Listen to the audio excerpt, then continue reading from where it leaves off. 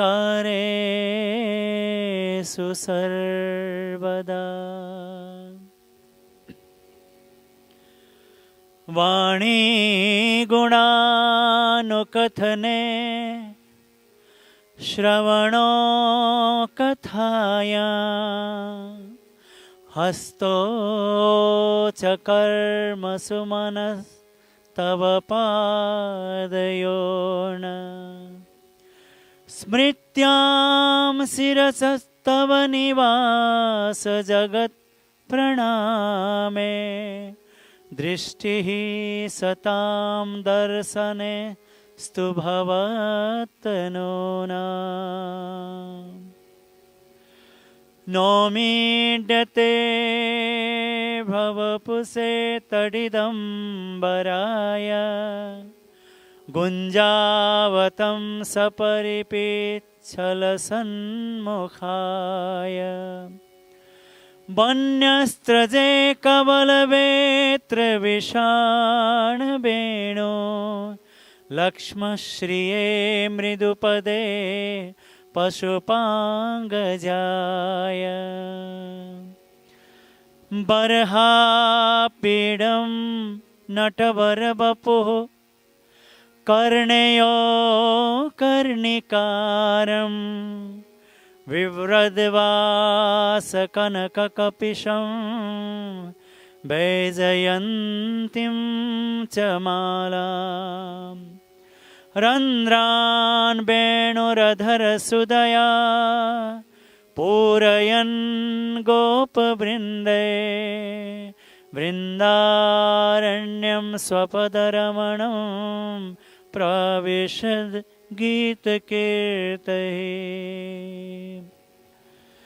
वंशी विभूषितकरान् नवनीरदाभात्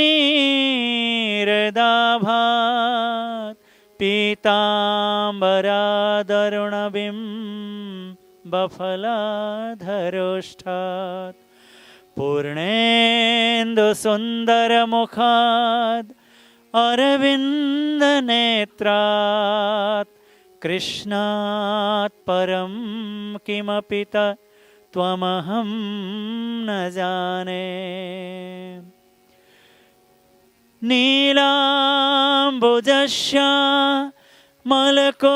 नीलाम्बुजश्यामलकोमलाङ्गं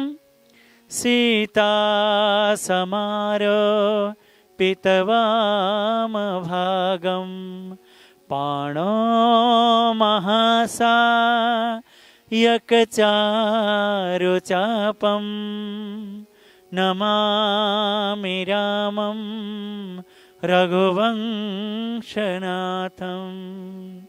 नमामि रामं रघुवंशनाथम्।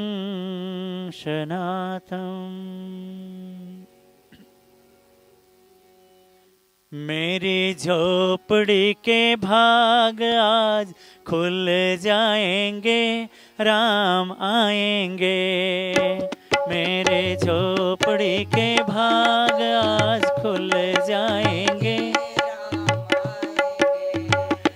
मेरी झोपड़ी के भाग आज खुल जाएंगे, राम आएंगे। मेरी झोपड़ी के भाग आज खुल जाएंगे,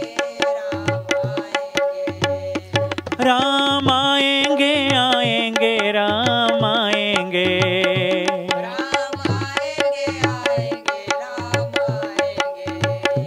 राम आएंगे, आएंगे राम आएंगे,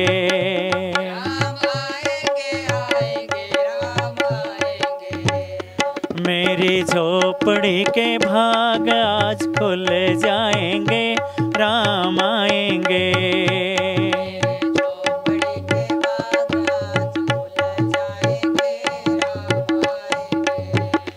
मेरी झोपड़ी के भाग आज खुल जाएंगे, राम आएंगे।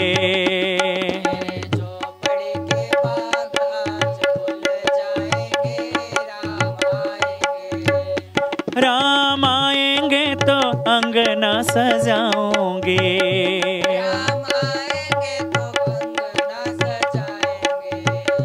राम आएंगे अंगना सजाऊंगी।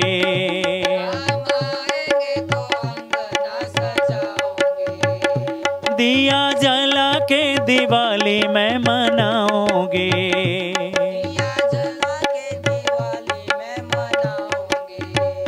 दिया जला के दिवाली मैं मनाऊंगी।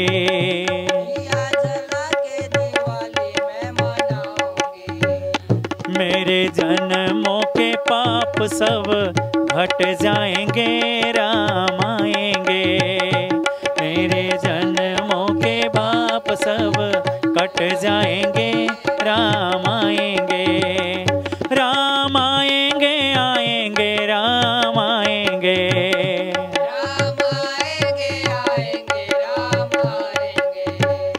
राम आएंगे, आएंगे, राम आएंगे।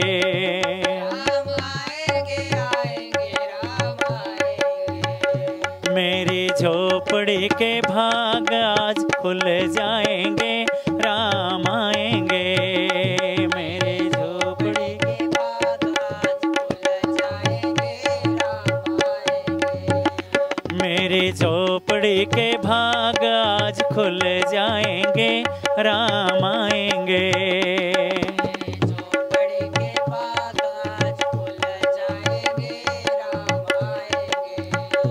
राम झूलेंगे तो झूला मैं झूलाऊंगी।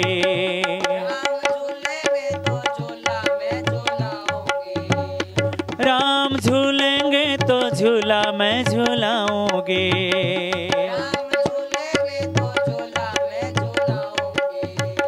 मीठे मीठे गीत गा के मैं सुलाऊंगी।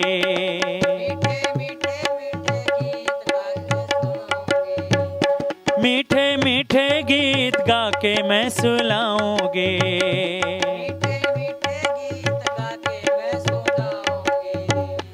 मेरे जिंदगी के सारे दुख मिट जाएंगे, राम आएंगे। मेरे जिंदगी के सारे दुख मिट जाएंगे, राम आएंगे। राम आएंगे, आएंगे, राम आएंगे।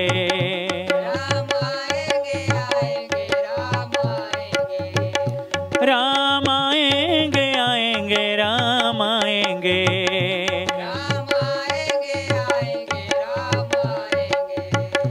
मेरी झोपड़ी के भाग आज खुल जाएंगे, राम आएंगे। मेरी झोपड़ी के भाग आज खुल जाएंगे, राम आएंगे। मेरी झोपड़ी के भाग आज खुल जाएंगे, राम आएंगे।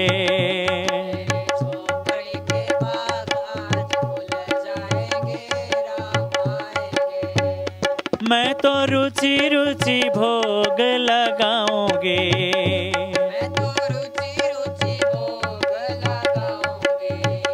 मैं तो रुचि रुचि भोग लगाऊंगी।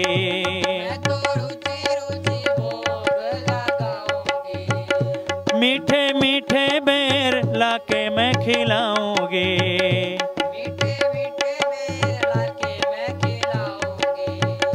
मीठे मीठे बेर प्रभु को खिलाऊंगी।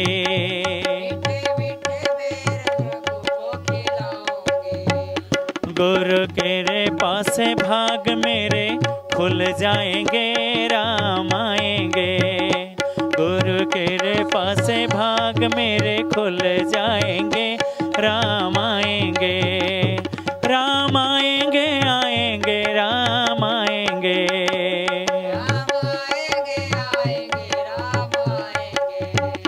राम आएंगे, आएंगे, राम आएंगे।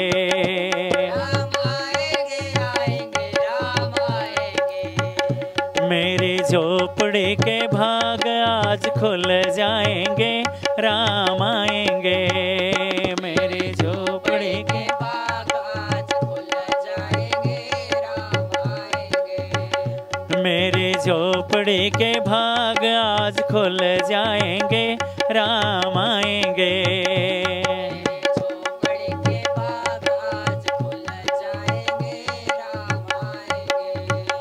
राम आएंगे,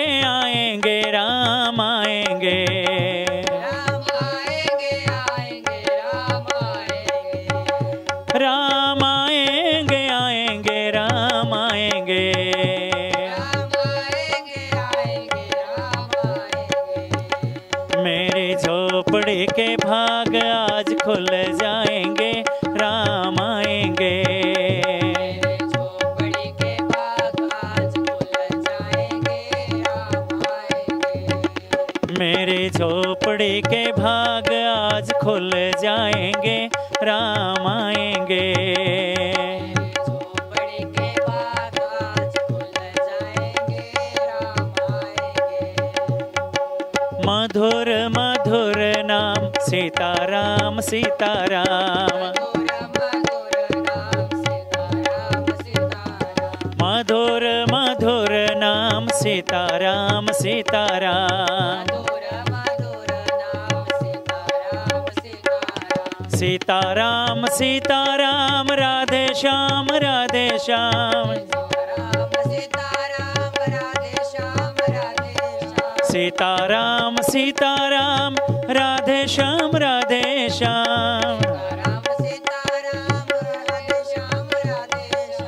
मधुर मधुर नाम सीताराम,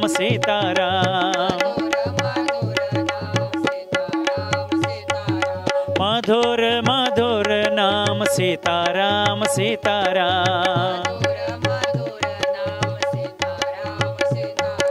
सीताराम सीताराम राधे श्याम राधे श्याम, सीताराम राधे श्याम राधे श्याम, सीताराम सीताराम राधे श्याम राधे श्याम, सीताराम राधे श्याम राधे श्याम। मधुर मधुर नाम सीताराम सीताराम,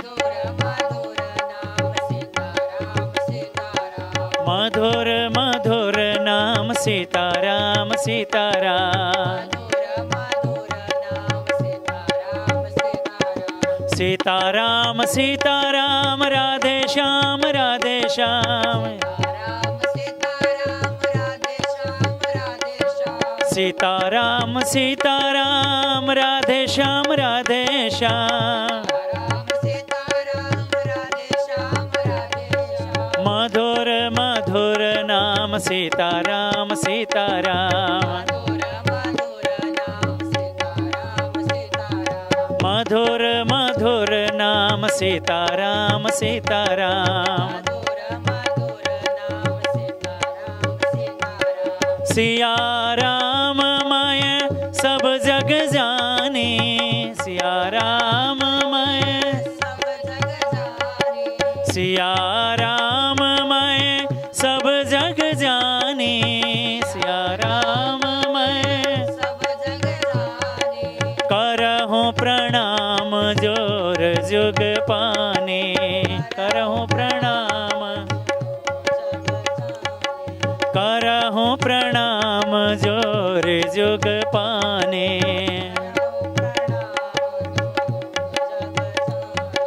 सीताराम सीताराम सीताराम सीताराम,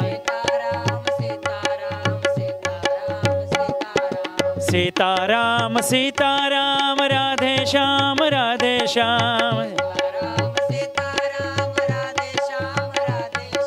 सीताराम सीताराम राधे श्याम राधे श्याम, मधुर मधुर नाम सीताराम सीताराम, मधुर मधुर नाम सीताराम सीताराम, मंगल भवन अमंगल हारे,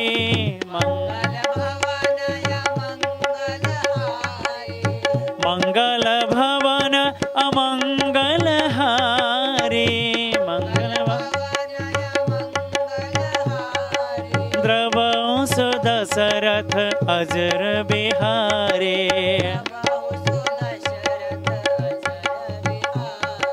द्रवंश दशरथ अजर बिहारे,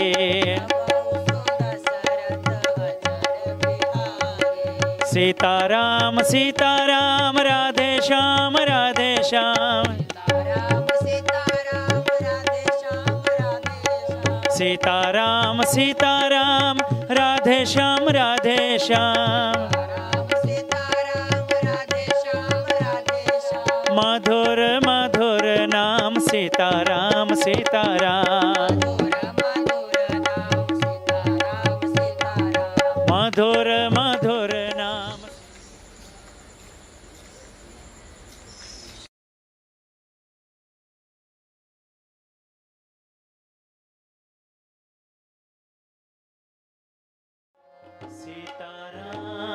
सीताराम मधुर मधुर नाम Sitaram Sitaram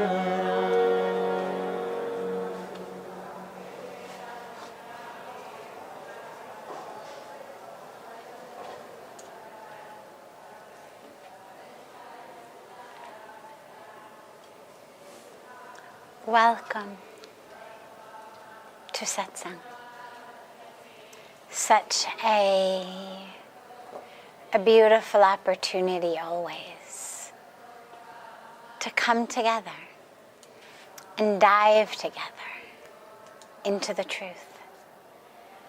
And it's amazing because no matter how many years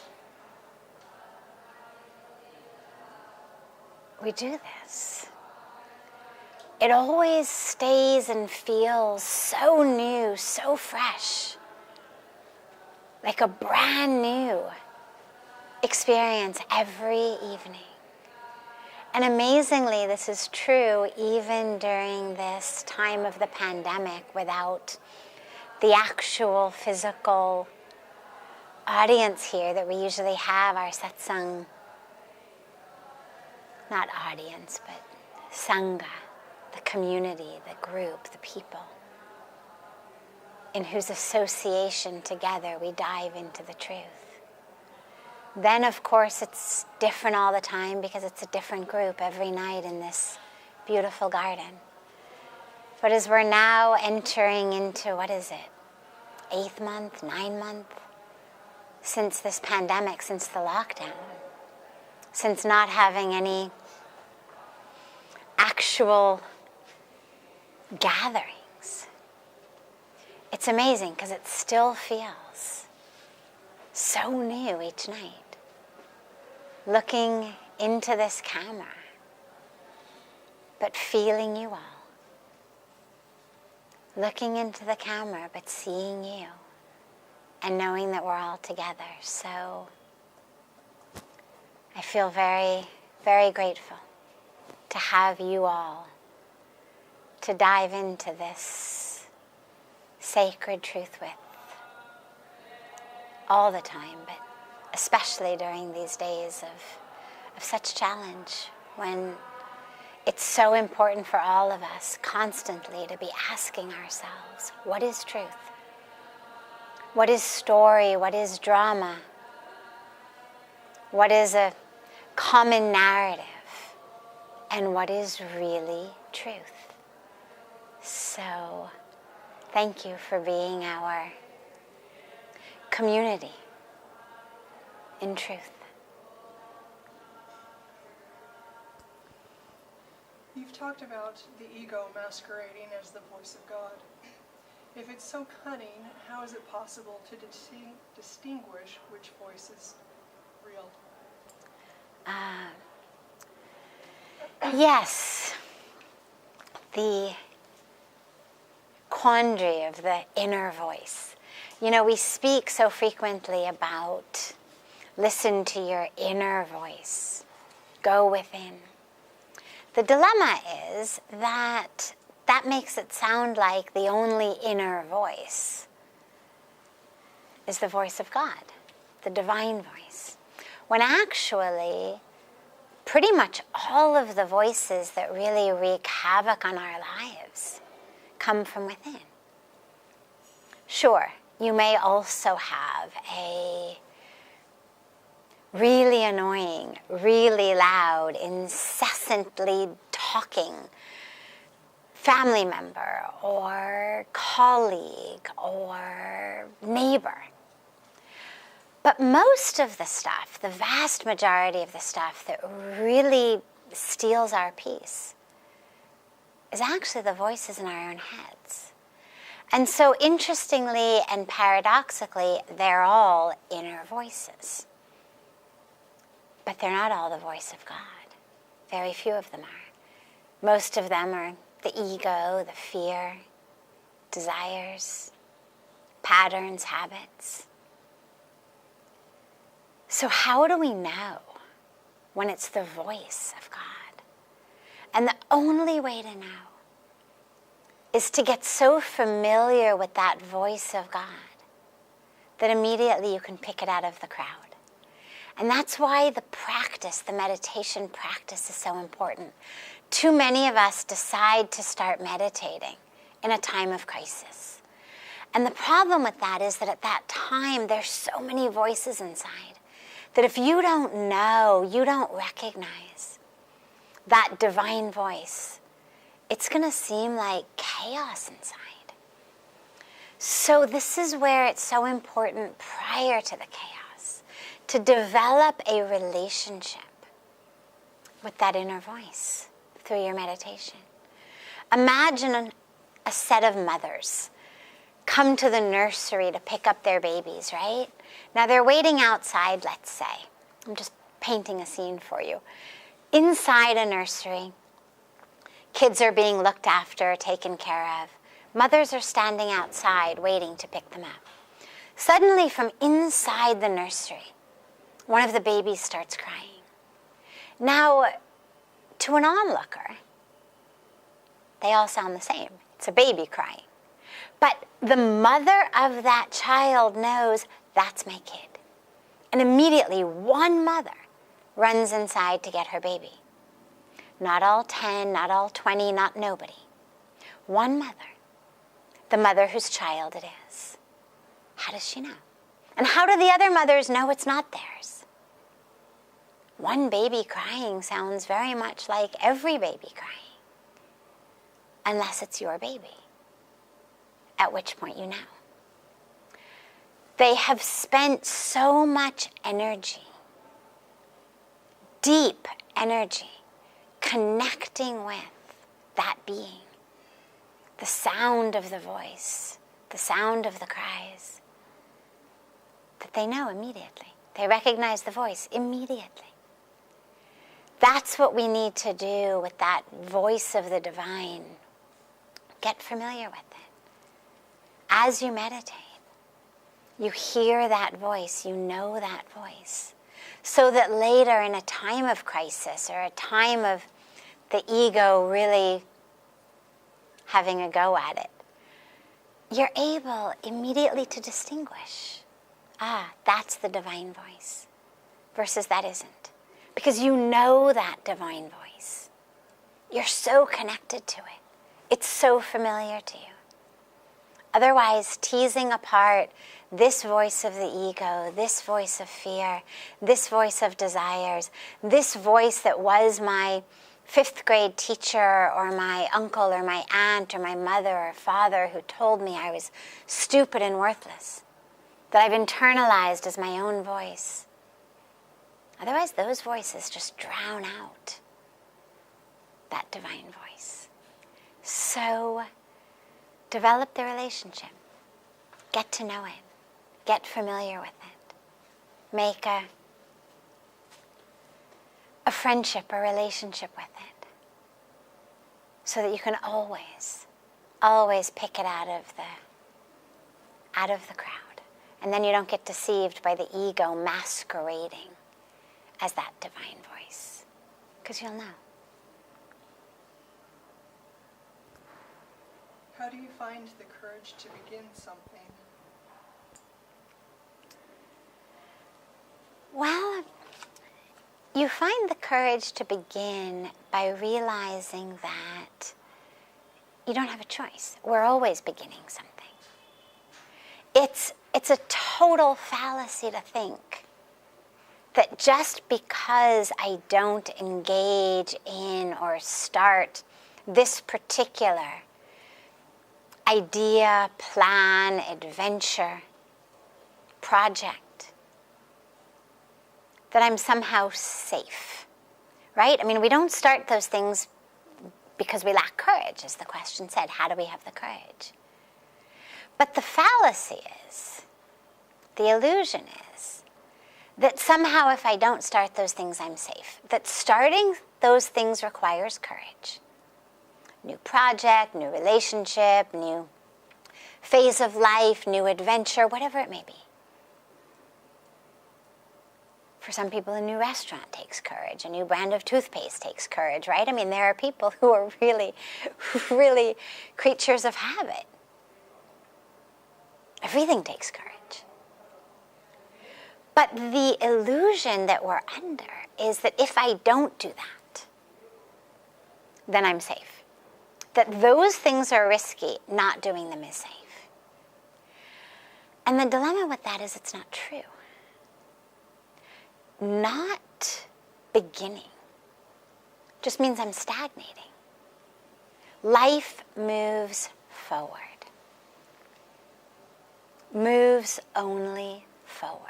There's a beautiful line in a poem by Khalil Gibran, who's one of my favorite poets, and it says something like, and forgive me for paraphrasing, but it says something like, life moves always forward and tarries not with yesterday.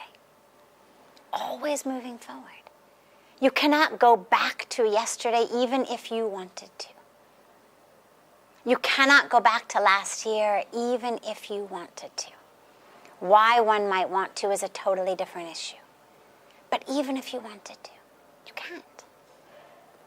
Ask anyone who's tragically lost a loved one or lost their own health. People would give anything to go back. Just one more day with that person. Just one more day of health. But you can't.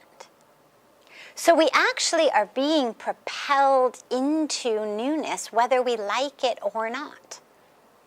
The only question is, are we going to embrace it with presence and awareness, or are we not? And that's the courage. So don't think of it as courage in terms of the same type that it would require to, go hang gliding or something. So you have two choices. You can either go hang gliding or not go hang gliding. But you don't have two choices about moving forward in life or not moving forward. Life is propelling us forward. It's just up to us of what that forward wants to be like. Do you want it to be stagnation? Do you want it to be just festering like an old wound? Do you want it to be stale? Do you want to be dead while there's still life in your body? Or do you want to embrace the truth?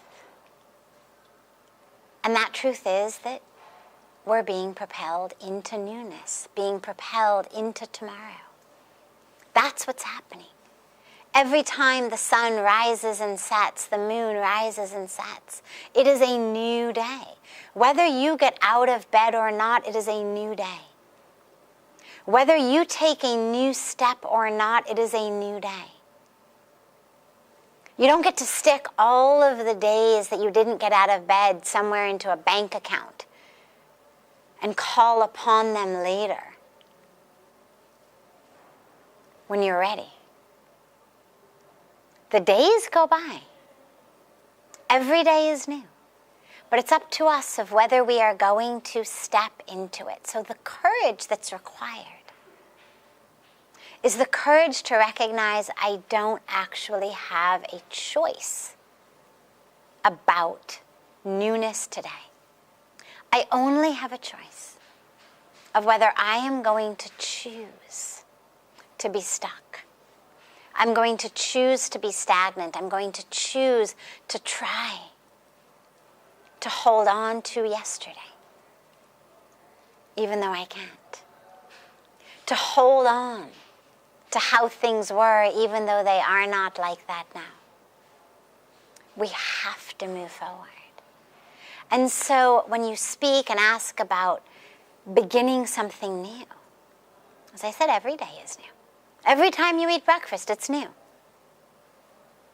Everything is new every day. Because we are new every day. The body is slightly different every day. Our minds are different. They seem very similar to us because we live with it. You don't notice the change. But we are given this beautiful, beautiful opportunity to move into not just a newness of biology, not just a newness of the body that's decaying and sloughing off cells and getting new cells, not just the newness of constantly changing chemistry and electricity in the brain, but actually conscious newness. That's really the key. Everything is new. The choice is whether you want unconscious newness or conscious newness. Conscious newness is that type that takes courage, because it's the courage to embrace and recognize the truth that I, and only I, am responsible for my life. And so ask yourself, when you're struggling with having the courage of something new, ask yourself, is not doing it, is knowing that I'm going to spend my whole life not doing it, is that worth the risk? Is that worth whatever risk I think there is in doing it?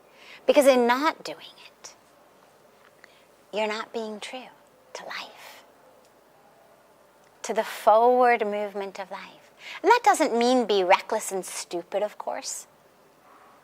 Doesn't mean leave your common sense at the door. But it means be connected. Be connected to the flow of the universe, which is always changing, always opening, always new. And if you can connect to that, then the courage comes automatically.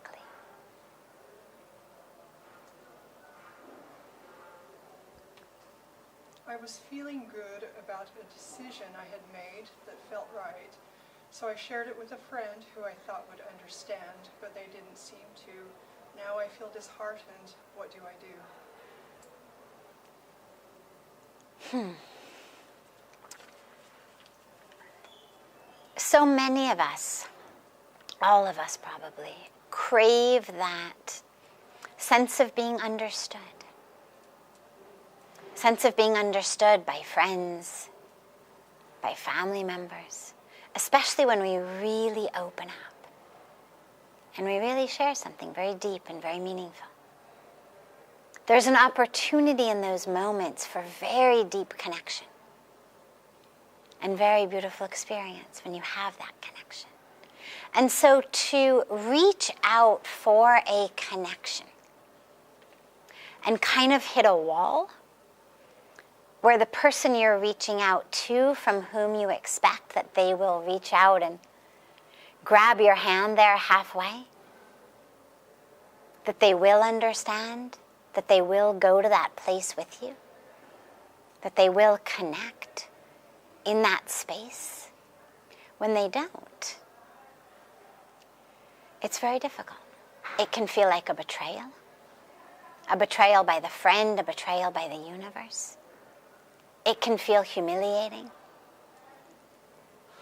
You've opened yourself up, you've shared something, you've been vulnerable, and you weren't understood. And you weren't even understood by someone who you thought was a close friend. Which of course makes so many of us question, am I crazy? Is there really even any validity in what I've said and shared? And in a situation like this, in many situations, there's a two-part solution. There's an inner part and there's an outer part. The inner part is the acceptance. The inner part is simply about how can I accept, not love, not enjoy, not hope it happens again tomorrow, but simply accept this lack of connection, this lack of understanding. Can I sit in that void, in that space in which I feel that I have reached out and no one has grabbed my hand? Can I sit in that void comfortably? Again, doesn't mean you have to love it. Doesn't mean you have to choose it. Doesn't mean you hope it happens again tomorrow. But it means that the presence of that void is an opportunity, not a problem. Because the truth on a very deep spiritual level is, it is in that void that we really have the opportunity to experience the truth of ourselves.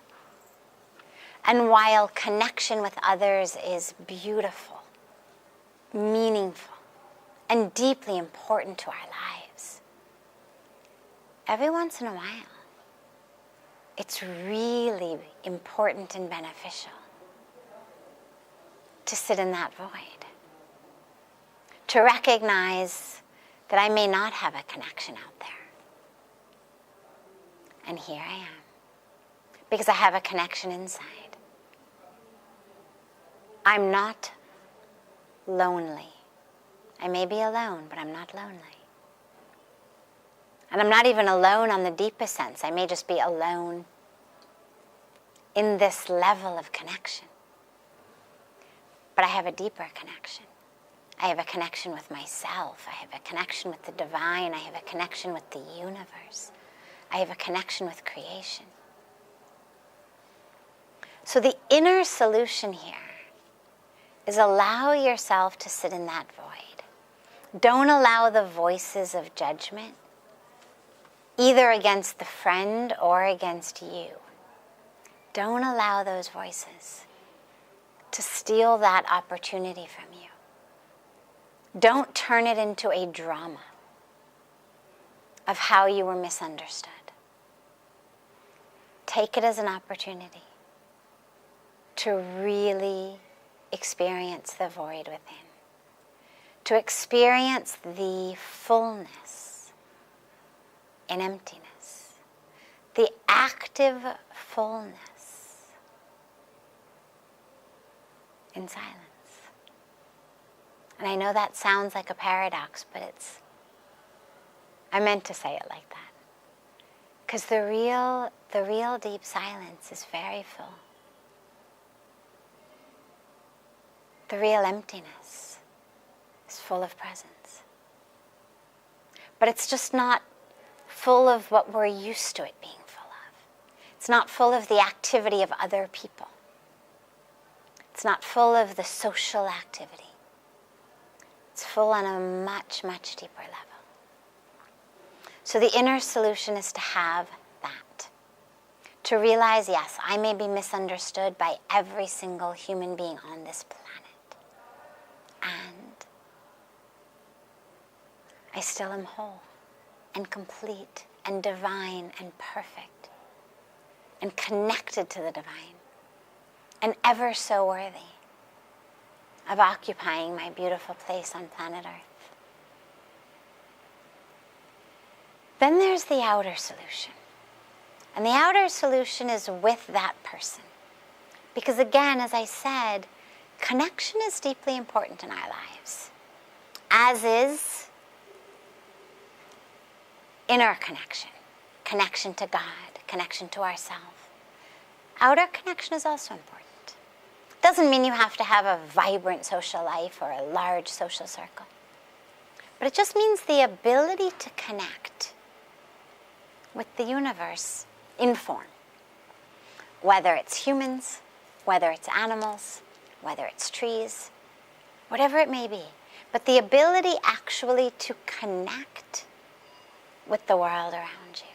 Because in that connection, we have another opportunity, another way of experiencing the divine, of experiencing that expansiveness of the divine.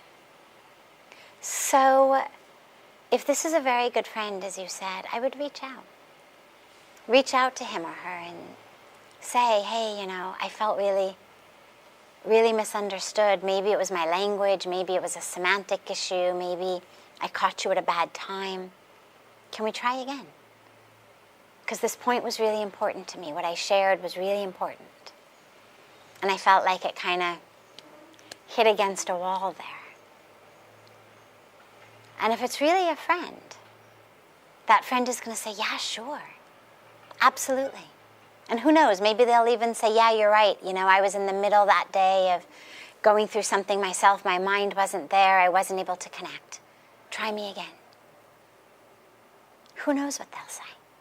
But give it another chance. Because sometimes the lack of understanding isn't as deep and difficult as we may think. It may actually simply be an issue of the way that you expressed yourself. The words you used, the examples you gave, the moment that you caught the other person to try to explain something. So give it another try. But at the same time, stay anchored in the awareness inside that you don't need someone else to understand in order to validate who you are, what you feel, what you think. Someone else understanding it does not make it real, does not make it valid. We share, yes, because it's lovely to share. But don't be looking for the validity in the sharing. Share because sharing is beautiful. But get that validity from within yourself.